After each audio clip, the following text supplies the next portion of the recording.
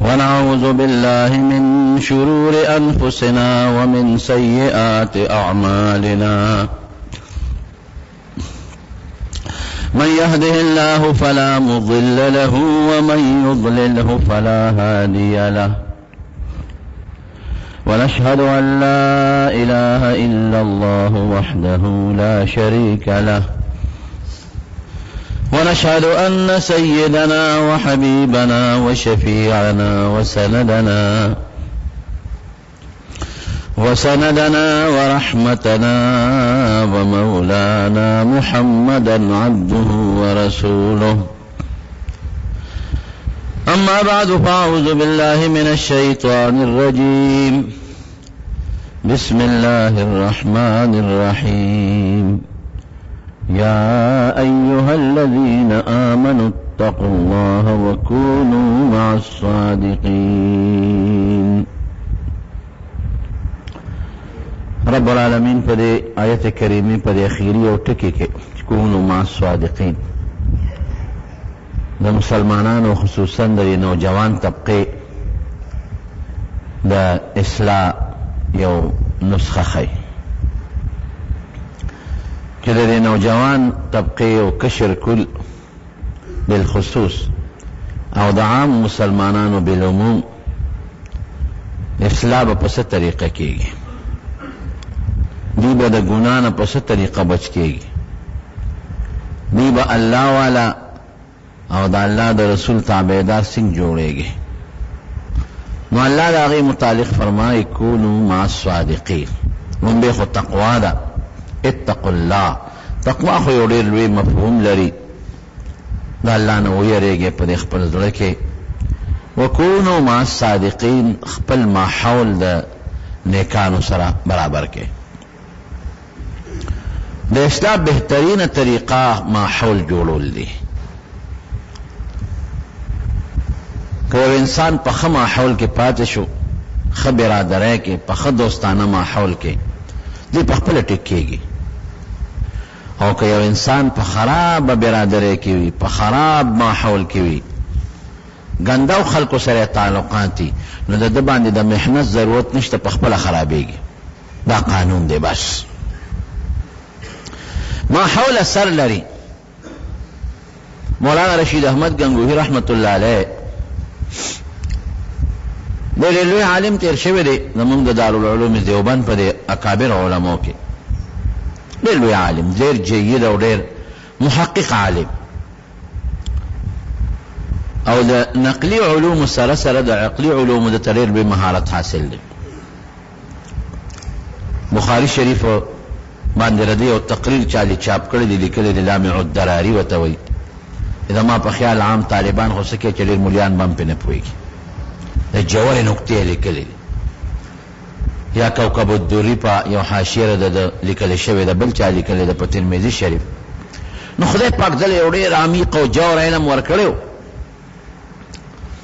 نو یو ځل تللی و تانبون ته د مولانا حاجی امداد الله مهاجر مکی رحمت الله علیه د هغه یو واده اصل کې تللی و چې واده له تللی و بیا لکه سوچ کړی چې راشه حاجي صاحب حاجی امداد الله صاحب دا ډېر لوی بزرګ و د مولانا اشرف علي تانوي رحمت الله علیه د هغه پیر و او دارالعلوم دیوبند کې دا څومره اکابر دي دا تقریبا ټول د هغه مریدان دي نو دې لار چې راشه حاجي صاحب د علاقې ته راغلی مو واده له د هغه سره ملاقات به وکړم نو حاجي صاحب ملاقات یې وکړه حاجي صاحب ورته وایي چې ما سره شپه وکړه وایي ښه شپې ته پاتې شو حاجی امداد الله صاحب خو ډېر لوی بزرګ و ولی الله د زمانې هغه چې ده ته وکتل نو هغه ته پته ولګېده چې دا سړی خو ډېر هوښیار دی ډېر قابل انسان دی ده نه خو ډېر کار اخیستلی کېږي ورته ویې تا بیعت کړی چا سره وکړه مولانا رشید احمد صاحب ورته وایي چې نه ما خو بیعت نه دی کړی وایي ما نه بیعت وکړه خپله یې ورته وایي وی تا کې ډېر ښه آثار وینم او د تندي کې داسې نښې وینم نو څه ما نه بیعت وکړه مولانا رشید احمد صاحب خو د هغه زمانې نوجوان عالم و فلسفه او منطق او دا کتابونه به یې ښول هغه بیعت بر سره وکم خو دا مراقبه او دا ذکرونه او دا قصې پیسې نشم کول دا ما درس دی طالبانو له کتاب کتل دی بیا درس دی نو که دا راته وی چې یاره بیا به ذکرونه کې او دا ذکر به او دا ذکر به او دا به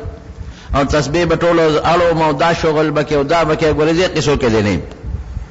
او که هسې د برکت دپاره وی چې بیعت را سره وکړه در سره کوم خو ګورې بوج به را باندې نه چې مصروف کې به مې نه په دا ذکرونو اذکارو کې بس واقعي درس ډېر لوی اثر لري درس و تدریس دا فرض دی دا ډېره لویه مرتبه ده درس نه مې نه پاتې کې حاجی صاحب خیار وایي بس اس بوج هم در باندې نه اچوم سره بیعت وکړه بیعت یې ورسره وکړه حاجی صاحب خپلو مریدانو ته وایي چې د مولانا رشید احمد صاحب کټ ما سره کوټه کې یو ځای سم کې یو ځای به سملو دی ورسره یو ځای سم لاست چې سم لاست حاجی صاحب رحمت الله علیه خو نیمه شپه کې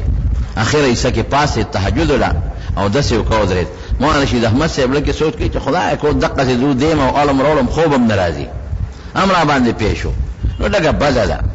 زه راشه بس وبکو یو څو رکعاته تهجد به وکړو پاسېدو دا نازله نه پاسېدو تهجد یې وکړل بار چې جماعت ته راووت ویې کتل جماعت کې عالمان دي طالبان دي ټول په تهجد ولاړ دي ذکر و اذکار کې مصروف دي ذکر و اذکار کې مصروف دي نو زه وی چې راشه بس هسې څه اوسوده کېږي تهجد یې وکړ ته هم څه ذکر اذکار څه خو ووایه که نه سار شو چې څنګه سار شو دې ماحول ولا لږ خوند ورکړه حاجي صاحب ورته وایي که ډېر ضرورت ترې نو یو شپه دوه نوره مثال شه وی صاحب مثال بشه زما صاحب د مدرسې چوټي ده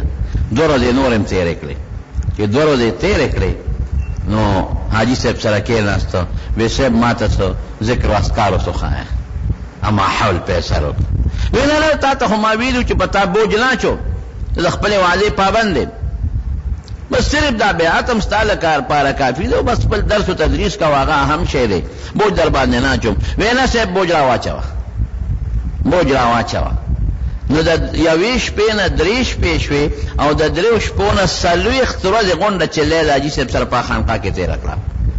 او 40 ورځې پس چې ته نو حاجي صاحب له د خپلو ټولو څومره چې د هغه طریقې و اذکار د هغې خلیفه که خلافت یې وله ورکړه نو قاري صاحب لیکي قاري طیب صاحب وایي مخکې چې راغی نو وایي د شپې عبادت یې هم نه کو نفل یې هم نه کول نو چې په لومبۍ شپه پاڅېده نو عادت یې جوړ شو نو چې 3 ورځې تېرې کړې نو عبادت ته متوجه شو هغه عادت یې په عبادت بدل شو نو چې 40 شپې تېرې کړې نو عبادت یې په خلافت بدل شو دا حاجي صاحب خلیفه شو یو ټکي ورته هغه ونه وی چې دې ذکر کې دومره سوا او دې درود شریف کې دومره سوا او دې ذکر کې دومره سوا هغه ماحول یو کت ماحول سره بدل شو قاری صاحب لیکلي قاری طیب صاحب وی چې د کلم بیا گنگوهی رشید احمد گنگوهی صاحب د علم سره سره د تصوف یو لوی امام هم ته جوړ شو نو وی زه یو ځل د هغه جومات ته لاړم گنگوه ته وی زه دا 8 کالو ما وی مجلس کې به لګیو په جومات کې خانقاه کې به ذکر و اذکار کېدل خلیفګان به صاحب طالبان به عالمان به هغوی به لا اله الا الله ذکر و اذکار کو نو په گنگوه کې دوبیان ډېر زیات وو هغوی به د خلکو دا جامې وینځلې نو اوس خو په مشرینو کې د هغه زمانه کې خو به دا جامې په هغه صوبالو ډبولې او یا د دوبیانو مونږ به خپله لیدل د دوبیانو د پېښور کې به دا د دوبیانو جامې وینځلې نو دا یو طرف پې نیولې اوچتولې به او کاڼې د به یې رابرولې اوچتولې به لکه څنګه چې سړی وږي ټکوي داسې به یې کاڼې رابرولې نو قاري طیب صاحب وایي هغه دوبیانو باندې د مولانا رشید احمد گنگوهی رحمت الله علیه د ماحول دومره اثر شوی چې هغوی به هغه کپړه اوچته کړه او هغه کاڼې له به یې رابروله نو د کپړې درست سره به یې وي الا الله الا الله الا الله کپړه به اوچته کړه چې رابروله به وي الا الله هغې سره به الا الله وي دا د مولانا رشید احمد گنگوهی رحمت الله علیه د هغه خانقه او د ذکر و اذکار اثر د مارونو بنیادي څیز که د یو خپل کشر اصلاح کول غواړئ چې زما زوی دی ډېر خلک راشي یاره جي زوی مې په غلط طرف روان دی لوفرانو سره کېلي پاسي او پیسې الوځئ او بېځایه ما سره ما ته سپک ګوري پلار ته سپک ګوري مور ته سپک ګوري او څه وظیفه وښایه او څه درود او څه الفاظ راته وښایه او څه تعویض او څه دم راته وښایه د دې لپاره نه تعویذ ضرورت شته، دې لپاره نه دم ضرورت شته، دې لپاره بهترین علاج دا دی چې د خپل وی ماحول ټیک کا. دې د غلطو خلقو د غلط مجلس نه منې کا او په نیک مجلس کې کېنا، بس ماحول ټیک په خپل اثر کوي. قسم دې د نبی کریم صلی الله علیه وسلم چې دا څومره صحابه کرام الله تعالی په صحبت د نبی علیہ السلام کې داخل کړل او دا مسلمانان شو، او دې دا څومره دین زده کړی دی، د پیغمبر علیہ السلام د ماحول ناس زده کړی، ناس ته کړی د نبی علیہ السلام طاقت یې کتلی چې دې څه کوي او ما عمل اختیار کړی دی.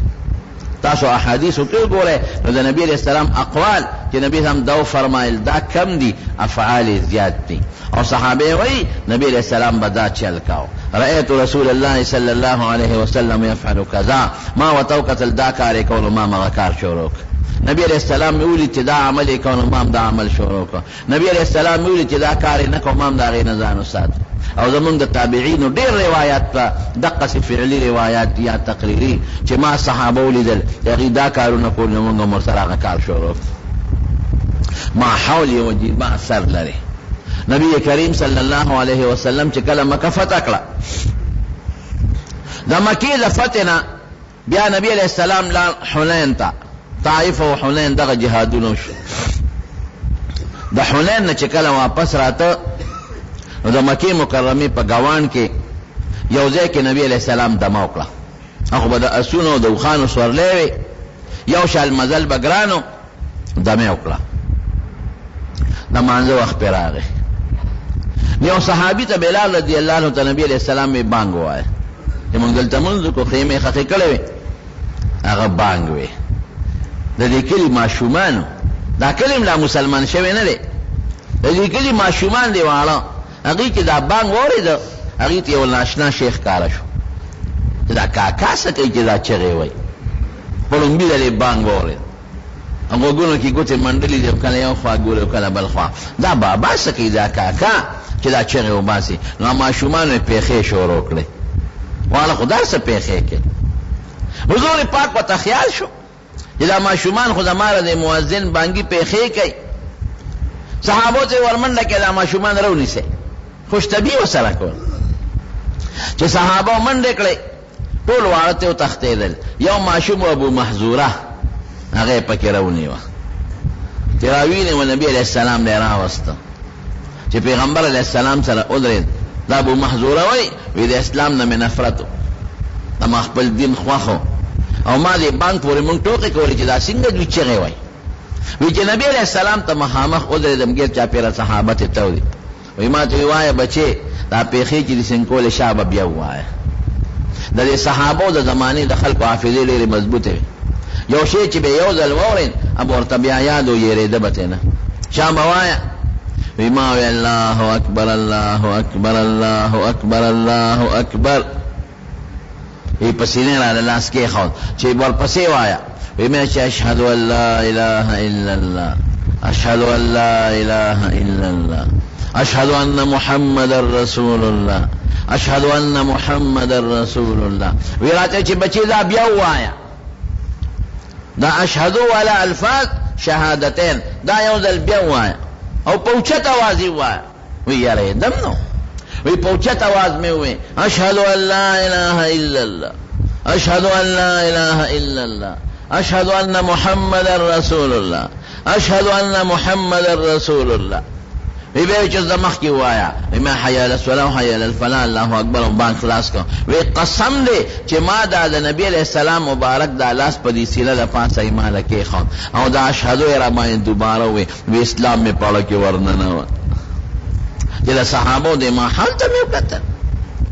څوک مسکی لګیا نه چې الله تعالی سوچت کړی دی نماز وخت او صفونو کې ودرېدل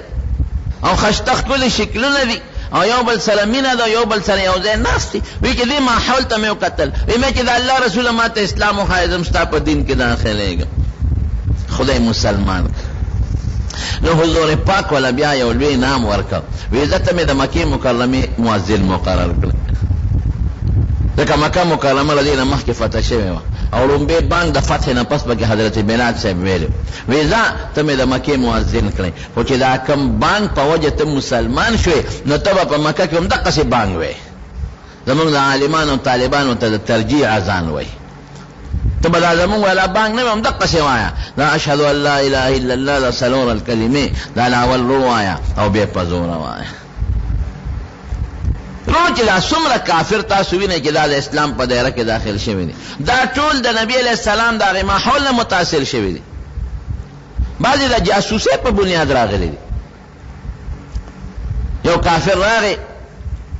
او د نبی علیه السلام خلاف دومره سخت و چې وی توره مې خصوصي سپیشل دې لپاره جوړه کړه چې نبی علیه السلام باندې پرې غذار کوم سپیشل توره او هغې له مې د زهر اوبه ورکړئ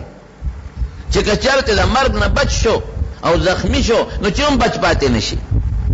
او بیا مې دومره خواري ورسره وکړه چې هغه مې د شا دلته کې شاته لاندې د کمیس کې مولدی جوړ کړه او شاته مې هغه ومنډله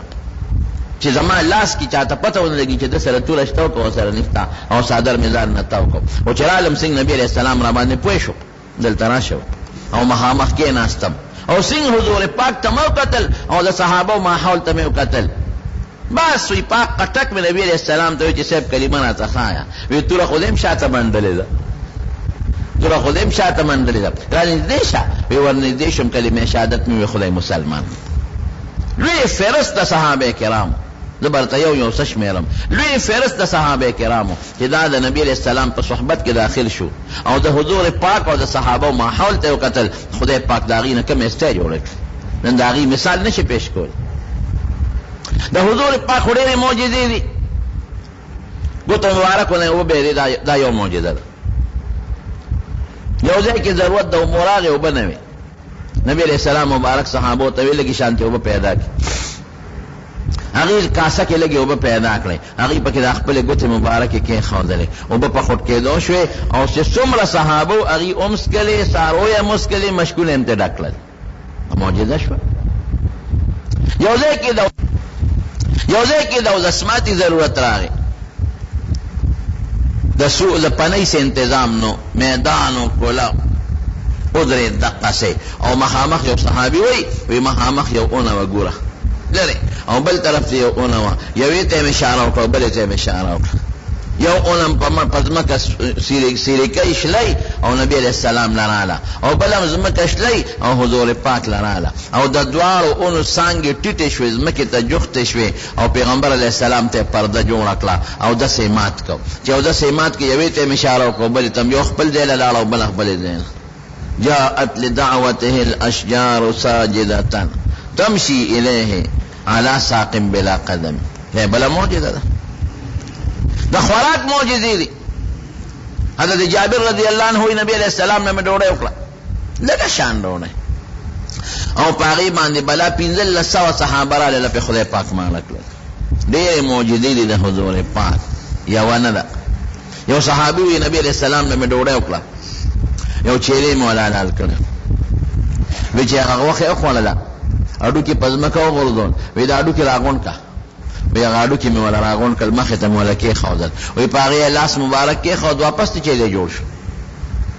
او دا نه چې ګڼي بس بیا مړ شو د ډېر عمر منکر بیا یو بل صحابي وی نبی علیہ السلام یو تولیه را کړ یو رومال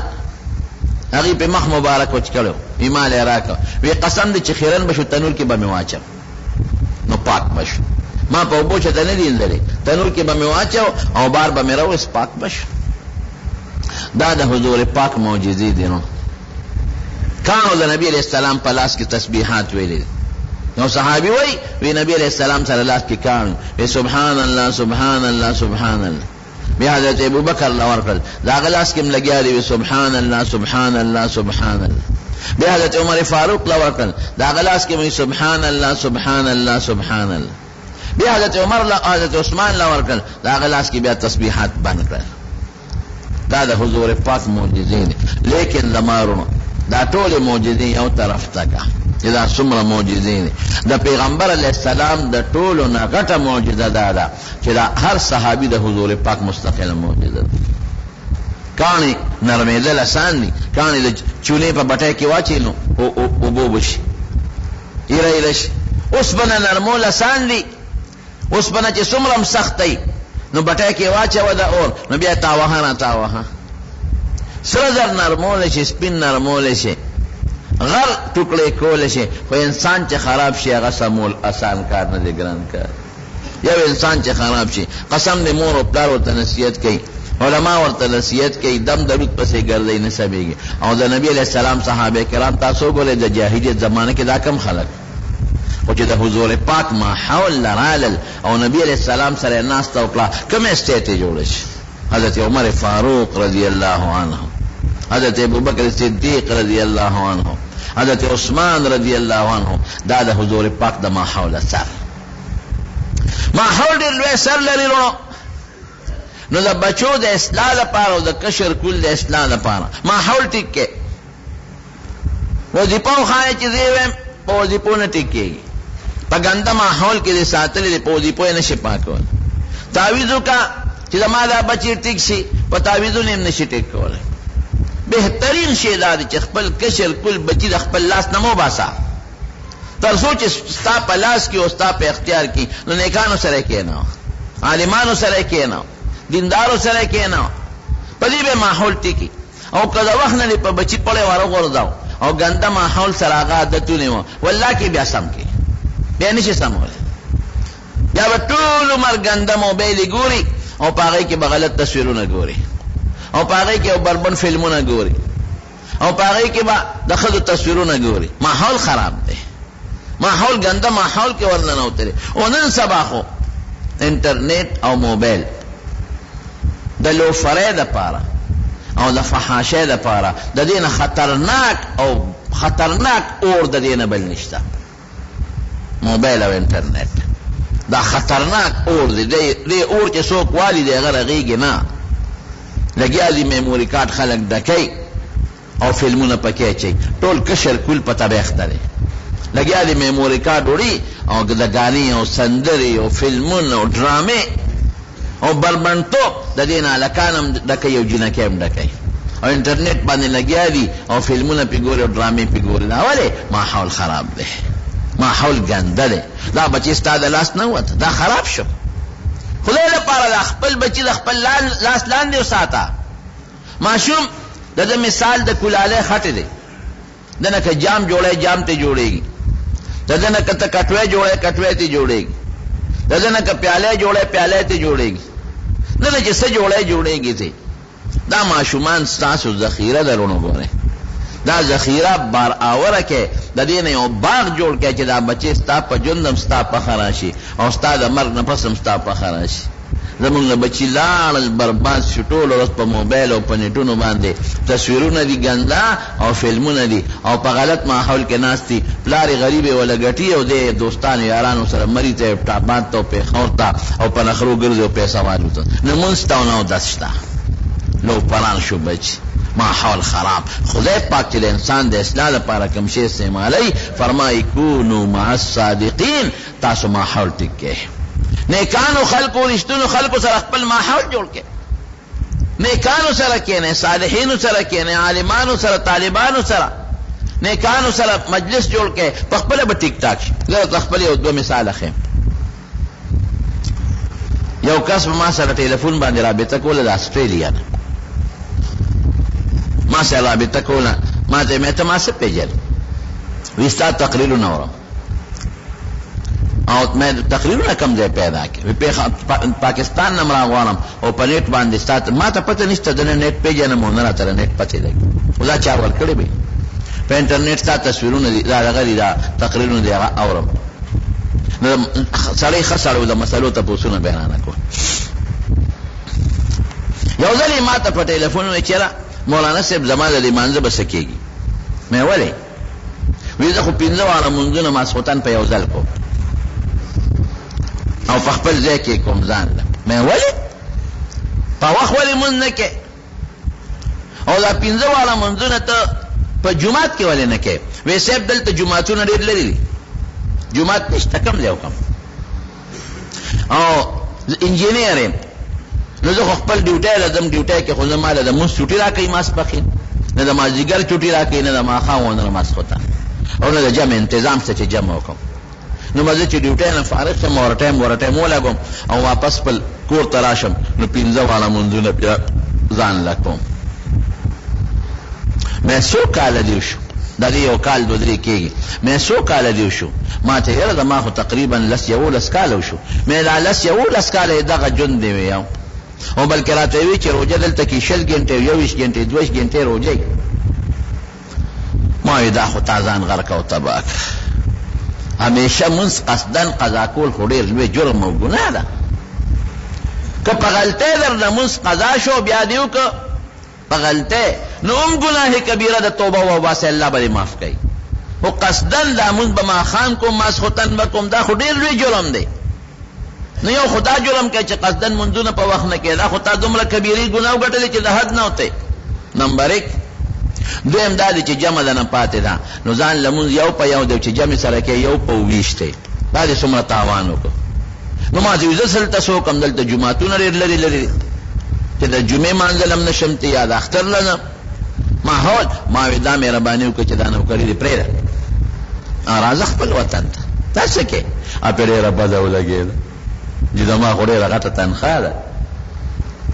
او زما خو ډېره غټه نوکري ده دا اوس پرېږدم نو مې دوه خبرې دي یا به دین پرېږدی او یا دنیا. اوس ګیر شه منځ کې یو خوا دنیا زرګونه ډالر تنخواه اخلې یو خوا دین او منځ او مې نوره معاشره بچي وی بچي خو دلته نه راولم مې ولې وی دلته خو ټول بربنډتوب دی دلته بچي چېرته راوستی شم ماحول ډېر زیات ګنده دی خلک به بدعملۍ سړک په غاړه یو بل سره کوي او په پارکونو کې او په چوکونو کې خلک لګیا دي او ناروا کارونه کوي دلته بچي چېرته راوستی شم. ما وی دا مهرباني وکړه خدای دپاره نوکري دې پرېږده که د خدای سره تعلق دی پکاري مونځ د خدای سره ستا تعلق دی 15 وخته خدای سره ستا تعلق د مونځ په وجه جوړ دی نو که خدای سره تعلق ساتل غواړئ او آخرت ښه کول غواړئ دا نوکري دې پرېږده. وی دا تنخواه پلان کې مې بس ډېره دې ګټلې ده مې اندازه مې داسې ده چې تا به دومره ګټلي که ته لاس په خپه کېنې ستام کېږي د دوی دې کېږي نو څو دې کېږي خیر خبر خلاصه شو. ډېره موده پس زه کور ته رالم ما ته څوک مېلمانه راغلي به څه تحفې راوړی کې خط لیکلی او په خط کې راته لیکلي چې زه خو ستا ملاقات له رالم او ستا په وجه ما غذا ستا د اسټرېلیا ولا مرید غیبانه نوکري مې پرېښوده او دی راته بیا په ټلیفون وی ښځې بچو سره مې مشوره وکړه نو هغې م راته وی چې بابا بس پرېږده نوکري دی ضرورت نشته ډېره دې ګټلې ده راځه بس موږ سره خپل ژوند تېره بس وی پرې مې ښوم. بیا یو ځل ټلیفون راته وشو څه موده پس ټلیفون مې اوچت کړه سعودي نمبر مې لکه څوک خبرې کوي وی زه د جزې نه خبرې کوم فلانکي مې نوم دی مې په نامه ونه پېژن مې ما ونه پېژندی وی زه ستا هغه اسټرېلیا والا بیلما زه مرید یم مې جزه کې څه کوې وی ما باندې خو خدای ډېر بې فضل وکړه مې هغه څنګه وی بس په کور کې ناست وم او انټرنیټ مې کولاو کړی بس اسټرېلیا خو مې پرېښوه وړه به مې کله کله خپه و چې بلا تنخواه دې پرېښوه وی چې ناست وم نو په جده کې یو کمپني وه هغه انجینیر غوښته هغه انټرنیټ باندې ما معلوم کړ نو ما خپل سی وي ورته وایي دا خپل چې د کوم قابلیت دی د هغه یو فایل ورته په انټرنیټ ورولېږي وی چې ورومې لېږي یو څو ورځې پسې راپسې خط راولېږه چې راځه دلته موږ تاله نوکري درکوو وی لاړم جدې ته اوس جدې ته چې ورسېدم نو په یو کمپنۍ کې ما ته سرکاري خپله نوکري میلاو ده او په بله کمپنۍ کې ورسره مازدیګر نه پس پرایویټ کې 2 غنټې نوکري کوم دواړه چې یو ځای کوم د اسټرېلیا نه مې تنخواه زیاته ده یوه شوه او دویمه څه وی دویم دا دی چې دلته راته ښه مزېدار کور بنګلی را کړې ده او ښځه بچي مې راوستلي ځان سره هلته ښځه بچونه هم لري او ما ته وی درېیمه وی تا سره انټرنیټ کوي چې درته خپل پوټو در ورسېږم مې نه زه پوټوانو شوق کوم او نه په دغه شي پوهېږم ما ته مخکې مې داسې و چې ګیره مې مخریل او برید په مې مخریل او پتلون کې به ګرځېدم او ما ته وی که اوس دې ولیدم که نه وی لوی ملا به راته ښکاره شم ابې خوشطبع هلک دی مې هغه څنګه وی ښکلې ګیره به مې پرېښوده خشته جامو کې ګرځم او د ټولو نه غټه خبره دا شوه د ټولو نه لویه خبره چې وی د جمعې او د خالي مې 2 ورځې چوټي ده دا 2 ورځې په مکه مکرمه په حرم کې تېروم بچیم ځان سره بوځم او په خپله ممریم کوم او وی جلل په ماته په موبایل او جلل ماته وی مولانا صاحب چې د طواف کوم او دعا کوم نو لومبې تا خامخا یادوم دا ولې ما حول هلته ما حول خرابو دلته ماحول ټیک پیسې خو د خدای په لاس کې ډوډۍ د خدای په لاس کې ده 11 کاله د ښځې او د بچو نه لرې او چېرته ورسره ښځه او بچي په حرم کې ملګري کېدل د اسلام بهترینه طریقه ماحول ټیک کول دی دا یو دویم مثال هم د خپل در کوم دلته دوره کې ناست یم یو سړی راغی نوم یې درته نه اخلم د سواتو نو ښایسته ښکلې پټکې اوالې او ښکلې مزېدارې ما نه اوږدې جامې او کونټه یې ورسره وه چغې چولې و ما وې دا به څوک لوی عالم وي شیخ الحدیث دی خیر راغی ما سره کېنه عیدګاه کې کېناست ما سره چې کېناست ما چې هغه سبق پوره کنو زه ورته ورپاڅېدم راته غاړه وه مولانا صاحب مو ته کول ما ته یې مولانا نه یم عالم نه یم ابي سړی وی زه یو ځای راته یاد که سوات کې وي دا هغه ځای وی ستا ملاقات لراله خو دا مې دریم ځل دی چې ته مې لاندې کړې ما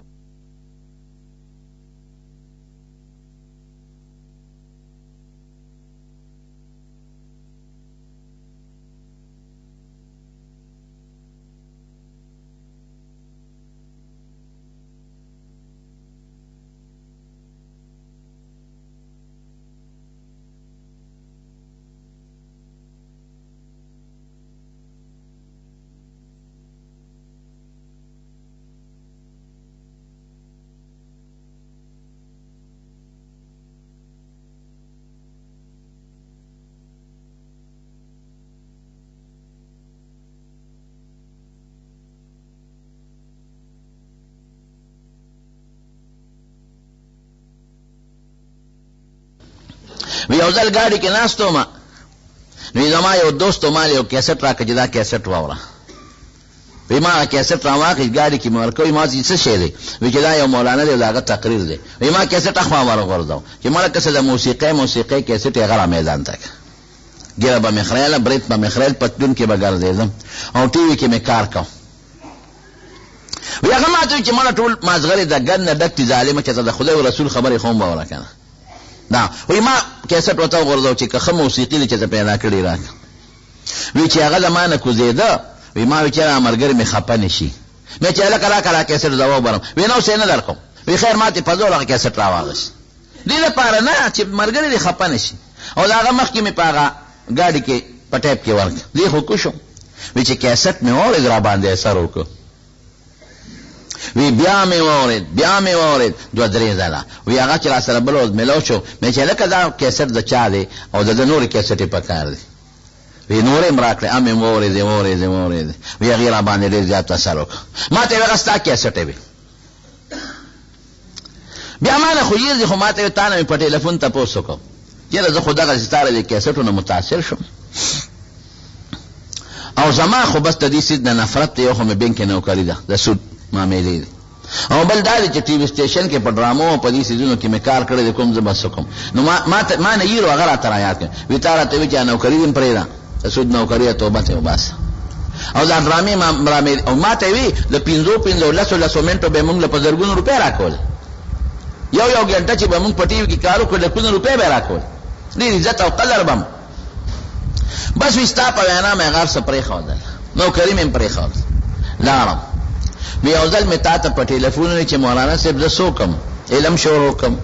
خو دلته خوشې ګرځم او په دې تنګ شم وی تا راته وایي چې داسې کار وکړه چې یو 3 ورځې تبلیغ کې ولګاوه نو یې لاړم شب جمعې او 3 ورځې 3 پسې مې بیا 40 لګول 40 کې خوند راکړه 4 میاشتې مې ولګولې نو ما ته وی اوس مې د بارمل 3 سفرې کړې دي د بارمل 3 سفرې او شکل ته مې وګوره مې لکه په شکل خو ما ته داسې ښکاره شو لکه جلوې شیخ الحدیث ما ته وی زما چې څومره لایبرري ده په هغې کې کتابونه کم دی او ما ته وی ستا کیسټ پکې ډېرې پرتې دي په خلکو مه دا ټولې خبرې دا د ماحول سره تعلق لري بس که بچې دې په ښه ماحول کې ور داخل که دی به ټیک شي او که بچې دې د بربنډتوب په ماحول کې ور داخل که دنه به خراب جوړېږي دقه رنګې لور ده ګوره که لور دې ازادو جینکو سره ملګرې کړه هغه جینکې چې هغه لستونې کټ کوي او هغه جینکې چې هغه په پینټ او په شرټ کې ګرځي نو لور به دې سبا ازادي غواړي درنه هغه ماحول به په اثر کوي او که لور دې له جینکو مدرسې ته ولېږله او دا قرآن شریف درس لدی ولېګلا او نیکانو خلقو کړه دی ولېګلا او دا غي بورقي دا غي غټ پړونی وي او دا غي غټ پرتګ او غټه پنسي وي کولاو مزیدار جامع نو هغه ماحول به پیسر کوي استاد خپل اخوخه ده چې د بچی د دینی بچي جوړول غواړي او کله بچی دا د سوار لسمه سلیس خوندر جوړول غواړي کله بچی دا دینی شخصیت جوړول غواړي او نیک انسان ته جوړول غواړي ماحول ولا ټیک کا او کله دی بچی نه سوار لسمه سلیس ګن جوړي ګن نو پرېګل په غلط ماحول کې زمارو دا یو فطری تقاضا ده چې د کم سیستم خکول غواړي کنه هغه به محنت کوي دا قانون دی لکه دا کور دی مثلا او ته چې ما دا کور دی دولی و دولی نو محنت به خامخا کوي چونه به ورکه صفای به کوي جارو به پکې وي پر به پکې راکاږي رنگ به ورکه روغن به ورکه نو دا به محفوظي نو دا کور که خساتل غواړي لازما به محنت غواړي او کته چې دا کور دی خراب شي نو محنت تاجت نشتا جارو پکې موا کله ته وباسا پیپر پکې موا رنگ روغن مور کوا اس محنت نه غواړي به محنت به یو دوزره کاله پس دار سلام درو ګرځيږي تاسو ځکه نه رواني محنت نه غواړي بچ ته اصلاح پرې په خپل رواني راځي او اصلاح کې د شي اصلاح کې هغه محنت غواړي د قرانګي بچي دی ګوره کله بچی اصلاح کې محنت پپې کې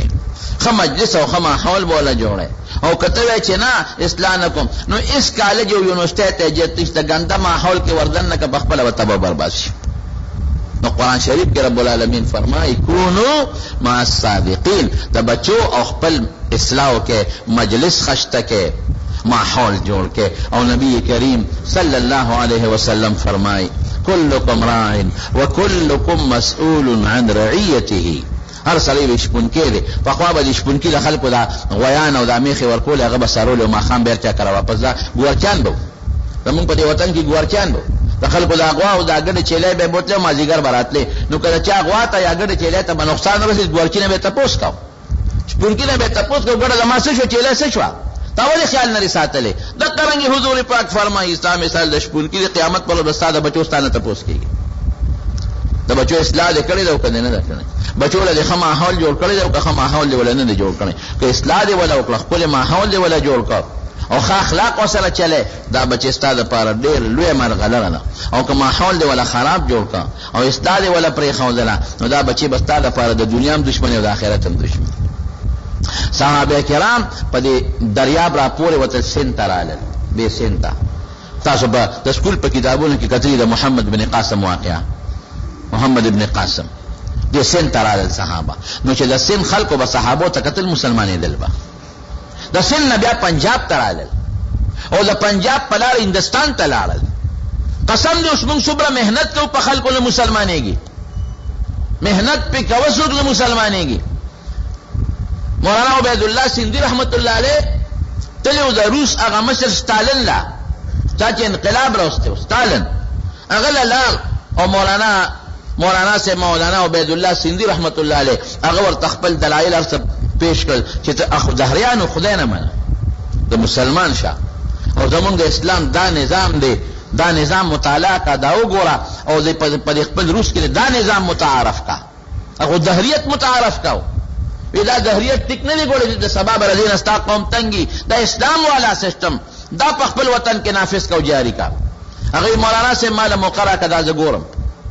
استالن ډیر خيارو هغه د اسلام پوره مطالعه وکړه مکمل اول نه اخره پوره مولانا عبید الله سیندی سے بیٹه مرکو چې بیا دې دوباره ورغه وکستا په دې خبرو کې شکی ماته وای چې شک لرلکم استالن ورته شک مې نشته د اسلام د نظام نه بهترین نظام د معاشري د اصلاح لپاره بل نشته د بچی د اسلام اصلاح لپاره د اسلام نه بهترین شی بل نشته د خزي د بچو د کور ماحول کلی ګاون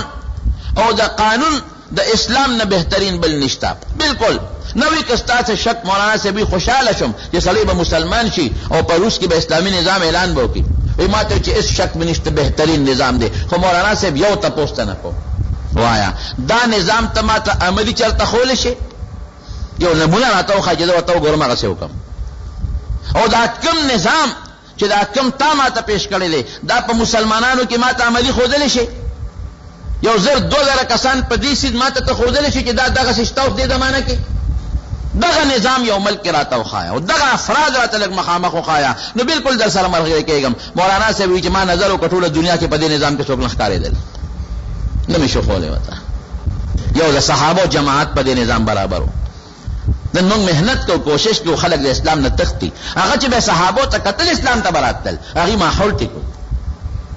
نن زما که سر ټیکی سینه به مې خرابوي، سینه مې ټیکی د کونډه به مې خرابي، کونډه مې ټیکی خپې به مې خرابي،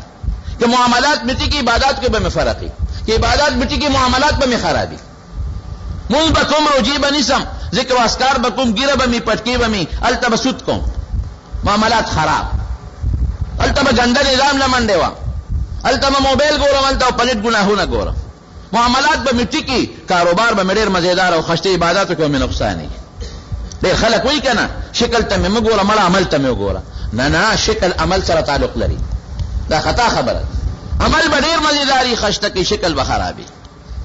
نو ماحول د صحابه هغه چې خلکو وو دا تابعین چې دا دومره په لکاو خلک اسلام کې داخل شو، دې مدرسو کې نه داخل شوی،